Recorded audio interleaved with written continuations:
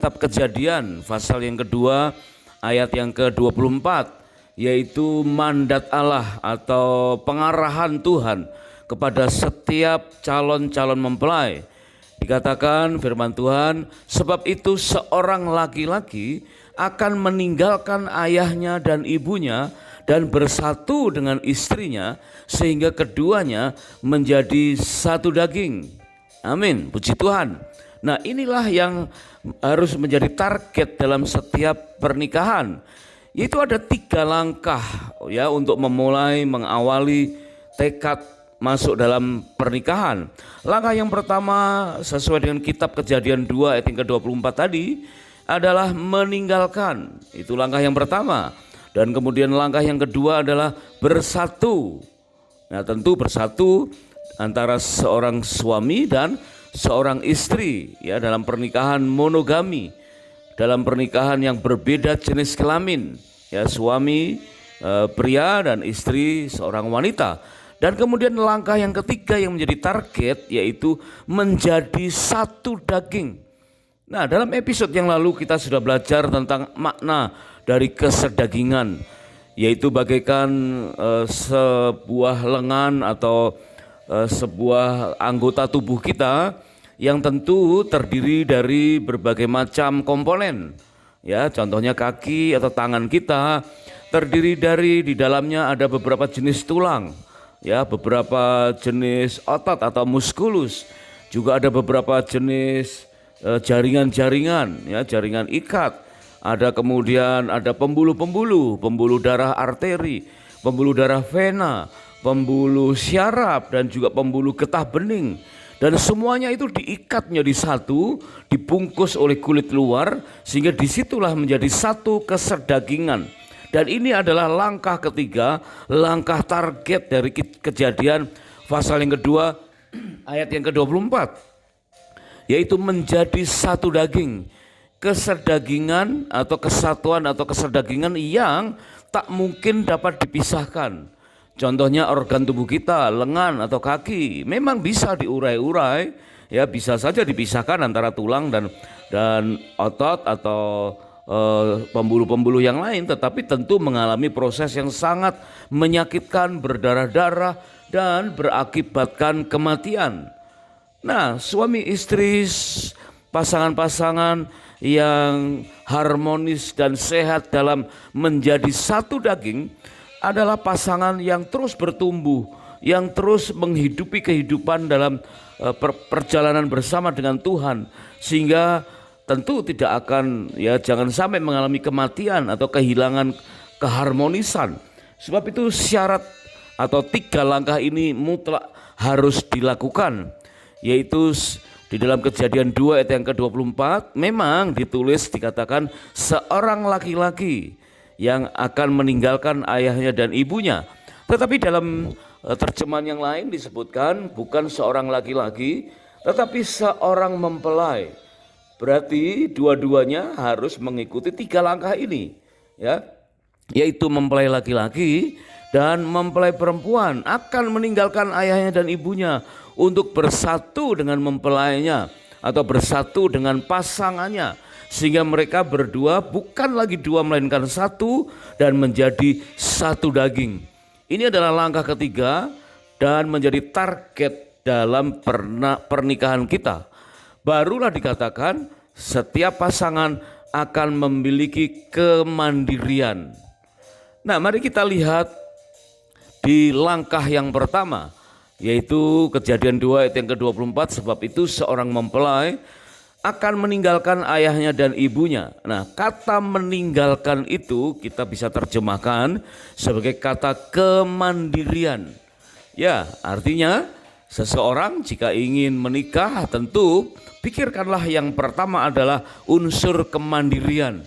Ya, bukan sekedar sudah dewasa secara usia, bukan sekedar sudah selesai kuliah dan bekerja. Ya, bukan menikah untuk memenuhi hukum tradisi, karena kalau belum menikah tidak akan mendapatkan warisan dan lain sebagainya. Ya, tetapi jika berpikir untuk menikah, maka langkah yang pertama yang harus dilakukan adalah unsur kemandirian. Jadi bukan sekedar kemerdekaan ya, apalagi kita sedang memperingati kemerdekaan bangsa dan negara kita tentu secara politis. Tetapi ada banyak rumah tangga yang belum mengalami kemandirian seutuhnya. Maka kita harus belajar bagaimana merdeka dan mandiri untuk menjadi rumah tangga yang harmonis, kuat dan kokoh menghadapi segala macam tantangan. Nah, kemandirian itu ada beberapa segmen. Mungkin ada 4 segmen besar ya di tengah-tengah segmen-segmen yang lain. Yang pertama adalah kemandirian secara ekonomi. Nah, ini dia ya, Bapak, Ibu, suami, istri, perhatikan ini. Mungkin kita sudah melampaui kemandirian secara ekonomi, tetapi perhatikan apakah mungkin nanti kita sanggup mempersiapkan anak-anak kita ketika mereka akan menikah dan mudah mencapai kemandirian secara ekonomi. Apa maksudnya kemandirian secara ekonomi? Dikatakan begini, setiap suami dan istri yang menikah harus mempunyai kemampuan, baik itu daya pikir, kemampuan pendapatan ya, untuk memenuhi unsur ekonomi atau segi finance dalam kehidupan rumah tangga yang baru.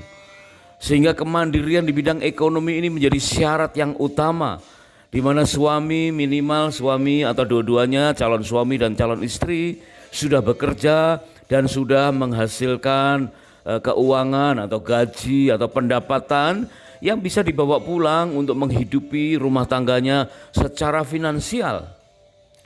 Meskipun katakanlah ada calon suami atau calon istri yang mungkin saat ini berasal dari ayah ibu yang pengusaha, mungkin sudah diajarkan tentang cash flow, tentang usaha, ya, mengelola keuangan secara bisnis.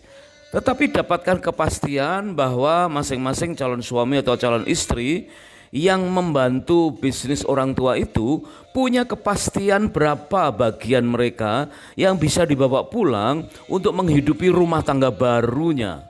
Nah, setelah itu barulah dijumlah mungkin sumber dari suami, sumber dari calon istri, kemudian mulai dibicarakan untuk dialokasikan dalam kebutuhan sehari-hari bagi setiap bulannya. Nah, jika jumlahnya sudah mencapai jumlah tertentu, ya tentu ini relatif ya, tapi artinya calon suami dan calon istri entah dari manapun sumber keuangannya, apakah membantu orang tua atau bisnis sendiri, apakah bekerja, jika sudah memenuhi kriteria tertentu secara masing-masing mampu menghidupi rumah tangga barunya, maka dikatakan calon suami dan calon istri itu sudah boleh disebut sebagai mandiri secara ekonomi. Dan ini merupakan syarat utama, karena tentu kita tidak ingin ya katakanlah anak kita menikah dengan seseorang yang sekedar anaknya orang kaya, tetapi dia tidak bekerja dan dia tidak punya penghasilan. Wah, tentu ya dijauhkanlah kiranya keadaan seperti itu ya. Atau mungkin karena cakep, karena ganteng, karena cantik ya, penampilannya baik, padahal dia tidak punya penghasilan ya. Tentu dia tidak akan punya unsur kemandirian secara ekonomi. Jadi seperti apakah orang tuanya entah mampu secara ekonomi atau kurang mampu secara ekonomi, lihatlah bahwa calon mempelai itu, calon suami dan calon istri punya kemandirian secara ekonomi, sanggup mengandalkan Tuhan dalam mencari berkat dan mencukupkan diri dengan berkat yang ada untuk rumah tangganya setiap bulannya secara finansial. Ya, inilah kata meninggalkan atau mandiri secara ekonomi. Maka ada baiknya setiap calon mempelai mengikuti kelas bimbingan pranikah yang kemudian dipandu dengan berbagai macam kuesioner untuk memicu mereka ketika berpacaran memperbincangkan hal-hal yang menjurus kepada kemandirian demi kemandirian. Mungkin berbincang tentang bagaimana mengelola keuangan bersama, menyatukan penghasilan dari berbagai sumber untuk dikelola bersama, di mana suami sebagai manajernya dan istri sebagai bendaharanya, di mana kesepakatan demi kesepakatan dalam membantu rumah tangga asal, ya keluarga asli atau orang tua dari masing-masing family tree udah sepakat ya dan mempraktekkan memberikan selagi berpacaran sudah mulai nampak memperhatikan, maka di situ orang tua akan nyaman mendorong anak-anaknya untuk menikah karena dianggap sudah matang dan sudah mandiri secara ekonomi. Ya, di dalam Kejadian pasal yang kedua ayat yang ke-24 itu kata meninggalkan ayahnya dan ibunya yang kedua berarti kemandirian secara psikis, secara psikologis. Ya, artinya calon mempelai dipastikan harus punya mental yang tahan banting.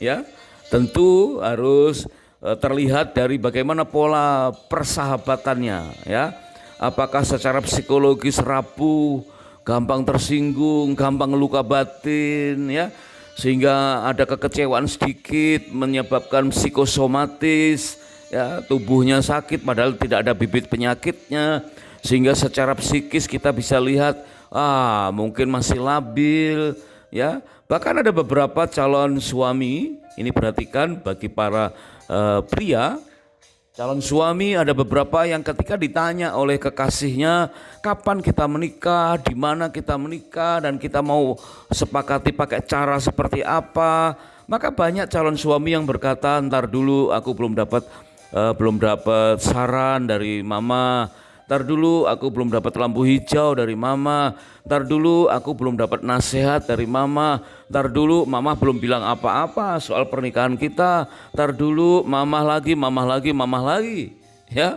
Dan itulah kami para konselor sering berkata, jika calon istri terlalu lama dipacari dan digantung oleh calon suaminya dengan alasan mama lagi, bolehlah calon istri itu marah kepada calon suaminya, ya, nikahi aja mamahmu, ya. Artinya calon suami itu belum mandiri secara psikis. Ya, tentu ini kelihatannya sekedar joke saja, ya. Tetapi dalam kisah sehari-hari masing-masing bisa memastikan bahwa meninggalkan ayahnya dan ibunya itu artinya calon suami dan calon istri bisa berbincang bersama-sama untuk sanggup menghadapi beban mental demi beban mental dalam perjuangan-perjuangan berikutnya. Karena pernikahan itu adalah sebuah perjalanan, pasti akan menghadapi banyak persoalan. Ada tanjakan yang sulit didaki, ada turunan yang perlu diwaspadai, ada kelokan, ada belokan yang membahayakan, bahkan ada banyak kemacetan. Itu dituntut kemampuan psikologis yang kuat, di mana kerjasama antara suami dan istri sangat-sangat diperlukan. Nah, selagi kita masih ada di dalam rumah tangga asal atau family tree yang lama, kita bisa perhatikan unsur-unsur mana di mana unsur faktor psikis itu mungkin sering terganggu. Ya, maka hari ini mulai dipersiapkan sehingga waktu kita bagi yang sudah menikah, yang kemudian mengadakan perjalanan honeymoon yang kedua, maka di dalam perbincangan itu hendaknya kita bisa memperkokoh, ya, kemandirian secara psikologis. Ya, di dalam Kejadian pasal yang kedua ayat yang ke-24 tadi dikatakan seorang mempelai, yaitu mempelai laki-laki dan sepasang mempelai laki-laki dan mempelai perempuan harus meninggalkan ayahnya dan ibunya, dan itu berbicara soal mandiri, kemandirian, bukan sekedar kemerdekaan apalagi secara status saja atau secara politis saja. Nah, kemandirian yang ketiga adalah kemandirian secara spiritual. Nah, artinya kita masing-masing sebagai makhluk sosial yang beragama, ya, apalagi di negara kita dituntut untuk, ya, dasarnya adalah ketuhanan yang Maha Esa. Tetapi bukan sekedar berstatus atau berKTP agama tertentu. Apalagi kita menikah dengan agama sebagai agama Kristen, bukan sekedar tertulis Kristen, ya. Tetapi masing-masing pribadi memiliki iman pribadi. Ya, masing-masing suami dan istri mempunyai pengalaman perjumpaan dengan Tuhan secara pribadi, sehingga unsur spiritualitasnya benar-benar dapat diandalkan, mempunyai iman yang kuat dan terus bertumbuh. Masing-masing imannya bukan sekedar seiman, tetapi imannya bertumbuh mencapai kedewasaan yang penuh secara rohani. Sehingga kemandirian spiritual ini nampak ya bisa dinilai sejak berpacaran. Ya, apakah sikap ogah-ogahan waktu diajak beribadah ya. Apalagi jika beribadahnya baru-baru saja ya demi mengikuti kekasih, boleh-boleh saja ya. Ikut Tuhan karena akan menikah, dibaptis karena ingin memenuhi persyaratan menikah, boleh-boleh saja. Tetapi meskipun baru saja dibaptis, yakinkan bahwa masing-masing pribadi punya iman pribadi, punya pengalaman perjumpaan pribadi dengan Tuhan. Sehingga dikatakan kemandirian secara spiritual dapat tercapai. Kemudian dalam Kejadian pasal yang kedua ayat yang ke-24 itu disebutkan sepasang mempelai, yaitu mempelai pria dan mempelai wanita, meninggalkan ayahnya dan ibunya. Dan yang keempat adalah berbicara soal mandiri secara tradisi atau sosial ya. Dan di sini mungkin tidak menjadi persyaratan dari sebagian orang tua. Mungkin orang tua juga ya kurang mempedulikan itu karena memang kurang memiliki pemahaman yang diperlukan di zaman-zaman yang sangat-sangat kompleks seperti ini ya. Mandiri secara tradisi, mandiri secara sosial untuk mendapatkan setiap suami dan istri menjadi pasangan yang sudah sepakat dengan family role yang unik dari masing-masing rumah tangganya. Karena betapa pentingnya setiap rumah tangga mempunyai family role yang unik. Karena tidak bisa memfotokopi atau mengcopy paste dari rumah tangga ayah ibu masing-masing. Ya, ketika ada persoalan tentang kehidupan berumah tangga, tentu rumah tangga yang baru tidak bisa copy paste, cari jalan keluar mirip seperti apa yang dilakukan oleh rumah tangga kakaknya, kokohnya, atau abangnya, atau cicitnya. Ya. Tetapi masing-masing banyak berbincang berduaan melalui bulan madu kedua seperti saat ini untuk menetapkan family role yang unik, yang khas, yang spesifik, yang hanya kita sendiri yang memilikinya.